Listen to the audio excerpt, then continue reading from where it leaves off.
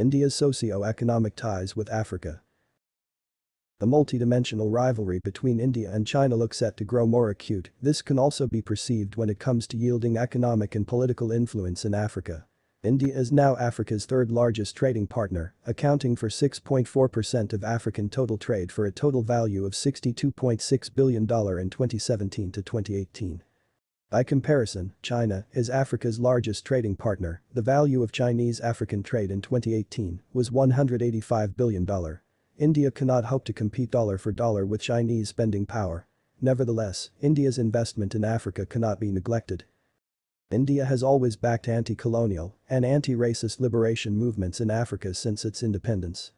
While the previous relationship was based on colonialism's history, India's commercial and economic interaction with Africa shifted dramatically in the 1990s as a result of a wave of liberalization and privatization in the country. Despite a long history of interaction, India has never had a clear long-term strategy for expanding its ties with Africa. And, for the most part, India has failed to leverage on the continent's enormous historical goodwill it enjoys on the continent. However, this could be changing. Economic and, more lately, security links have injected new strength into the partnership, with ideological and political issues taking a second seat.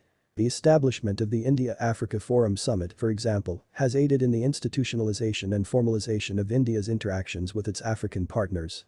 The platform has held 3 summits to date, in 2008, 2011, and 2015, providing an opportunity for India and African countries to connect constructively. The summit's 4th iteration, which was postponed because of the epidemic, will take place in Mauritania later in 2021. The summit will take into account feedback from the Confederation of Indian Industry and the Export-Import Bank of India's next meeting on India-Africa collaboration. Skills and capacity building projects, healthcare, agriculture, maritime security, climate change, and supporting Africa's digital revolution will be the main areas of attention.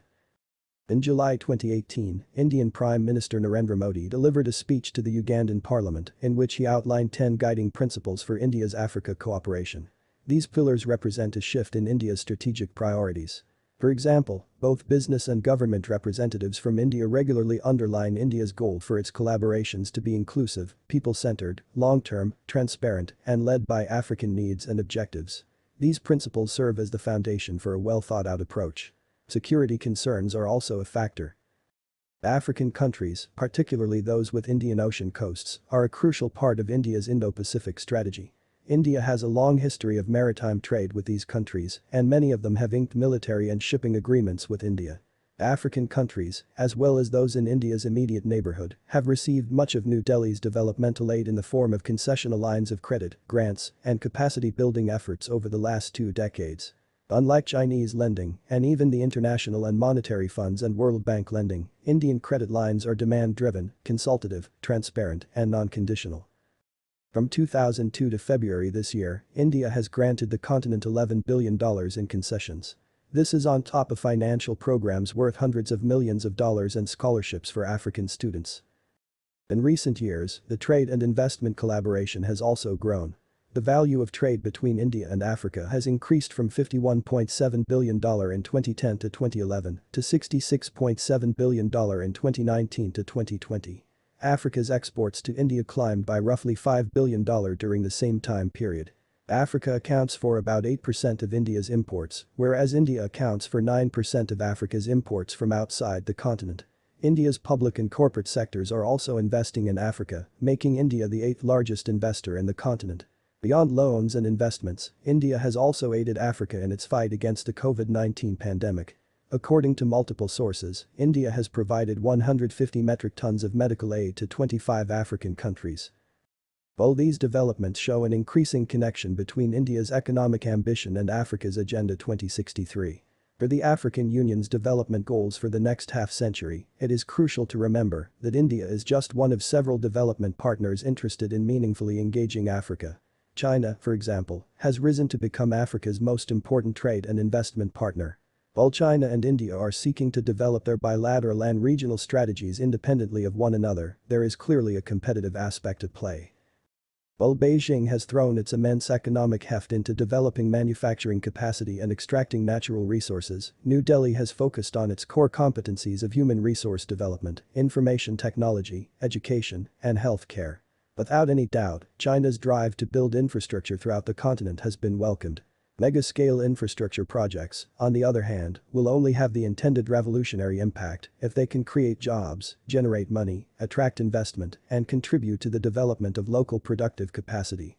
Chinese companies, on the other hand, are frequently accused of employing primarily Chinese workers and providing minimal training and development for African personnel. As a result, some infrastructure projects risk becoming economically unviable vanity projects. This is where India comes in. Unlike China's efforts, Indian project construction and financing in Africa is aimed at facilitating community participation and development.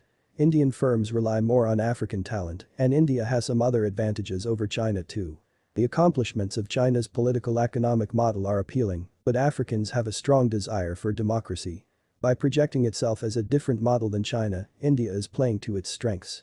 Second, India offers the advantage of cultural and linguistic similarity, as well as proximity. While Mandarin is gaining popularity among younger generations, English is still considerably more widely spoken throughout Africa and India. This makes communication with local partners much easier for Indian contractors and labor. Furthermore, the over 3 million strong Indian diaspora in Africa has been a critical strategic asset in bridging the gap between the two geographies. The Indian government has taken significant steps in preparing the Indian private sector to look to Africa for investment opportunities and contribute to value addition and economic growth on the continent.